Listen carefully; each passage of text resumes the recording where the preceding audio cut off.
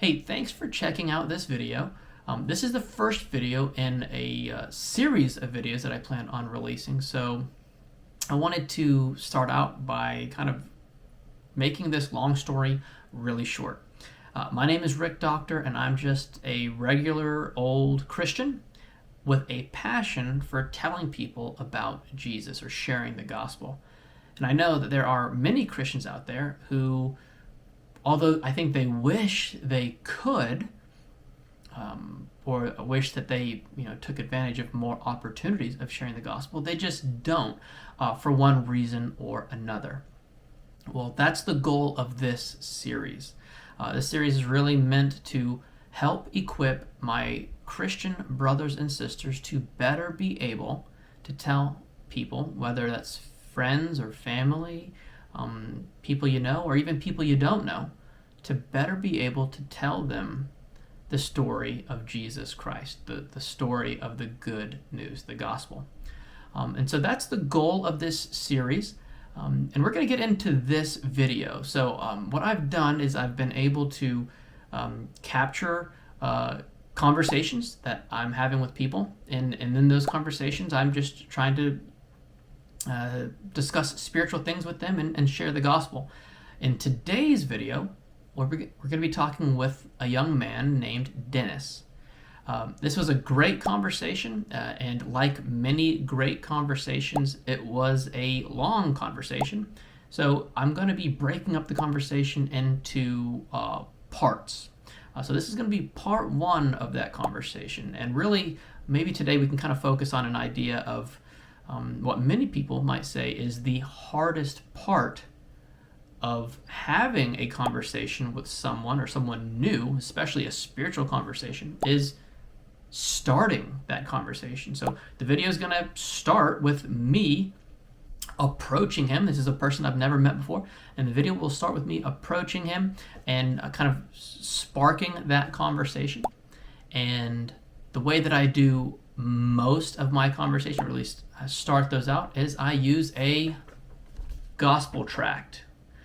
What is a gospel tract? A gospel tract is just a kind of a piece of literature that has the story of the gospel, and my favorite ones are ones that are interesting, that are eye-catching, that will get your attention very quick. And I don't know what can get people's attention quicker than $1 million bill. Now you can see here's $1 million bill. This is not a real currency, but right there on the very back, it's got the gospel message. So I will kind of hand these out and kind of use them to start a conversation. Now you might say, Rick, that is super cheesy. That will never work. Thanks for the $1 million, by the way. Yeah, That's dude. actually a smart technique to get people's attention. It's really just an icebreaker. Yeah, it helps you start a conversation. Yeah, I thought about that. That's pretty smart. And it's hard to turn down $1 million. Yeah, exactly. I rest my case. Now, with that, let's go ahead and get into the video, but a few more items of note before we jump into it. This conversation with Dennis was literally my very first time ever doing this kind of video recording as I'm having a conversation with somebody, or as I'm going out sharing the gospel. So please forgive me. I did not do a very good job of keeping the subject, in this case Dennis, in the center of the video. Please forgive me.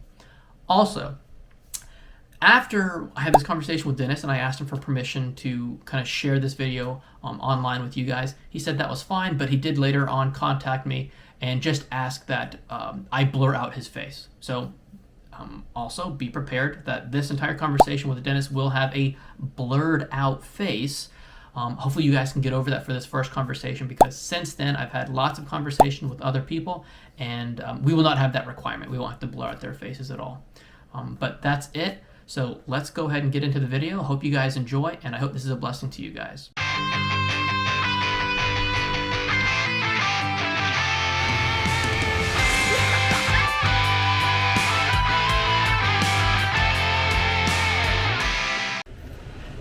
Hey man, hey, have you gotten one of these yet? Huh? Have you gotten one of these? $1 million? $1 million? Just for you, man. Thank you. Don't spend it all in one place. Hey, on the back of it, it's got the it's got the gospel message. You familiar with the gospel? A little bit. A little bit. A little bit.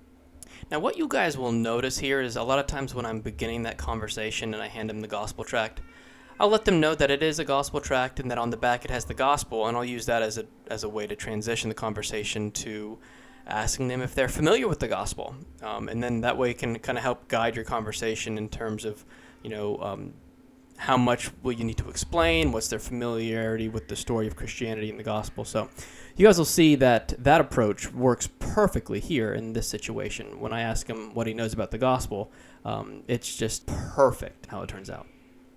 What do you know about it? The gospel? Yeah. Not much. Okay, so you know a little bit. What do you know? I don't know anything about it. Oh, okay. Yeah. All right. That was like I'm in college. I have to tell the professor I know a little bit, just enough to get safe. So what religious background do you have? I'm agnostic. Agnostic. How long Yeah. have you been agnostic? For most of my life. Gotcha. Yeah. Do you have any beliefs regarding any kind of afterlife? I'm not sure. I mean, I Or believe in leanings? the possibility of reincarnation. Yeah. Yeah. What leads you there? I assume that if we're given one life, we might be given multiple lives. Like if we're born biologically, why not be born biologically again? So there would be some kind of continuation of your spirit or soul or whatever. Yeah. So there's some kind of immaterial. Yeah, there's Piece of you. probably. I'm agnostic on it, but I believe it's possible. You're leaning that way, right? Like if you had to lean one way, you're like reincarnation sounds right. Yeah, Okay. probably. So if you were to, today were the, well, let me introduce myself. My name is Rick. I don't know what you're comfortable with. Is that? Another thing that I think you guys will notice here is I am very, very rusty. At the time here when I'm going out and approaching people and trying to witness to them or share the gospel, it has been years. I used to do this very, very regularly, and then I kind of got out of the practice of it. And so I am very rusty. This is the first time in a very, very long time, and I think you can tell how rusty I am just by some of the kind of verbal cues that I give off here. Cool. I'm Dennis. Dennis. All right, and this is my buddy Jeff. Hey, Jeff. Nice to meet you. So Dennis, well, maybe it's a couple questions. If you were, God willing, today's not the day this happens. It's a long way away. But if today were the day you died, how would you be reincarnated? Would it be a move up the ladder? Would it be a move down the ladder? Now, there's a very specific reason I ask this question. This question will give me an idea, in most cases, what does the person you're talking to believe about themselves? Do they believe that they are inherently a good person and therefore deserve something good in the afterlife? Or do they think that they're a bad person and therefore deserve something bad in the afterlife? That's why I asked this question here. Down the ladder. You'd be so if you're human and you're moving down the ladder, you'd be some other creature. More likely because there's more creatures than there are humans. Dennis proves that every conversation we have is going to be completely different because we are all so unique. And I also love Dennis's answer here. When he says, I believe I'm going to move down the ladder, he doesn't believe he's going to move down the ladder because of some moral failing or because he's a bad person.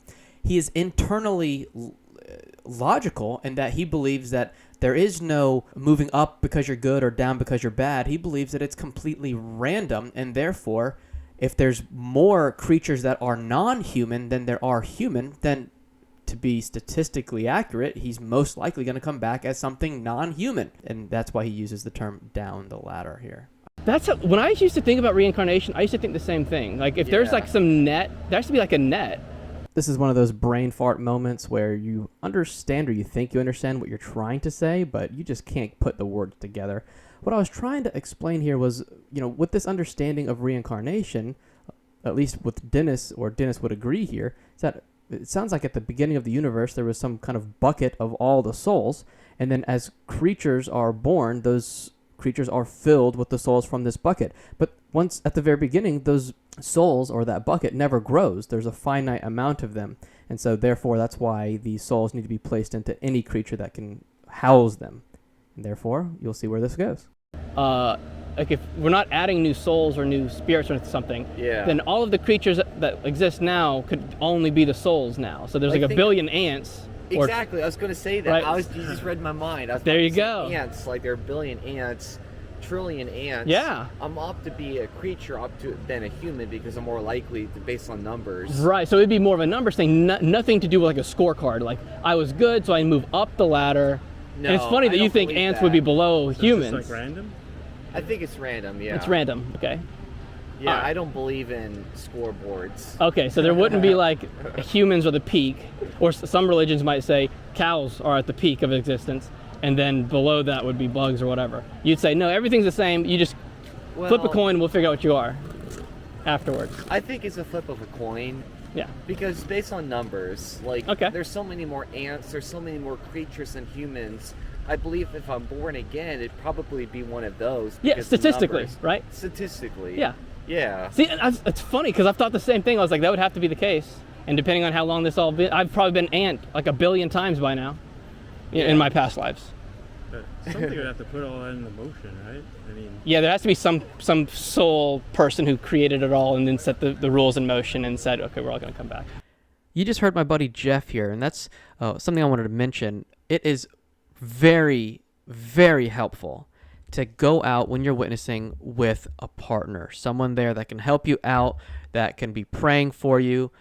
Also, they hold you accountable to be out there and have it on your schedule and meet with them. So you just heard my buddy Jeff, and he just put in another great question, another great reason you want to have a partner out there is because they can ask questions and add input that perhaps you're not thinking about, that can really lead the discussion in a fantastic way. And Jeff does a great job of bringing the conversation back to the most important piece, which is bringing it back to the Creator. And he does a good job of pointing out the obvious, that if there's some system of souls being designated to different bodies, there has to be some system maker, some creator of that system that set up the rules. But yeah, I don't believe in scoreboards. I just think it's a chance game. Yeah. That's what I believe in. Okay. My mom, she thinks that we're nothing but a slab of meat, where she doesn't Okay. think there's no spiritual realm to it. Right. There's nothing other than what you can feel and touch. She'd be like a materialist, where it's just the material world. There's no spiritual Yeah, aspect to she it. doesn't believe in anything that's spiritual. She thinks Gotcha. it's all materialistic. Gotcha. We're just meat. Gotcha. That's Yeah. all we are. My dad is agnostic like I am. Mhm. He thinks that it's possible maybe we've only one life, but it's possible there could be reincarnation too. I'm kind of with my dad's stance. Right. You know? So, have you ever Yeah. encountered somebody who's got like a Christian perspective, or have you ever considered what they have to say or what their beliefs are? Yeah, I do. I had a friend who was Christian, Mhm. and I listened to him. I don't discriminate against people. And he believes in the heaven and hell. Yeah. And I asked him, on a scale of 1 to 10, how much do you believe in heaven and hell? 10 being I know for certain. Right. 1 being probably not true. Very doubtful. Right. Yeah. 5, I'm not sure. Right. He said 10.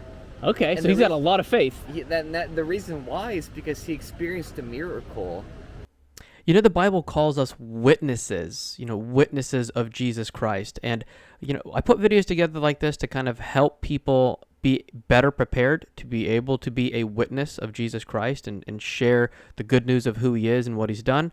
But you don't really need training. All you need is the Holy Spirit, and you need to have had an encounter with Jesus Christ. And this testimony that Dennis is about to share is a perfect example of that. A young man encountered the miraculous power of Jesus Christ and just shared that story with Dennis. And you can tell it had a pretty big impact on him.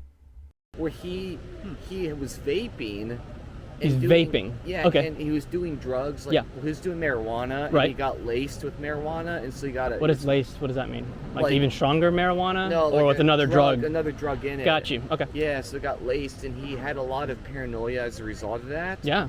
And when he went to the church, he claimed that he was healed from the paranoia Yeah.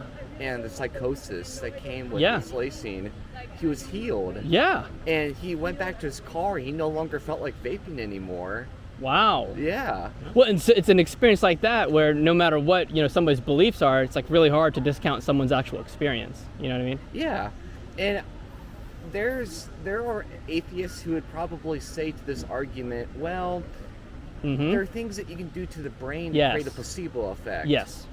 Yeah, so maybe something was said, or the environment in that church had placed you in a mental state where you were it was easy for some to say, hey, you can believe that you're done with this paranoia now, right? So there doesn't have to be a spiritual That'd be an answer. atheist approach, and Right. I'm not atheist. I'm agnostic. So you're like, I'm open to it. It could happen. Yes. Okay. Yeah, I am totally open to it. Dennis is totally open to it. And so we will continue this conversation next week with part 2.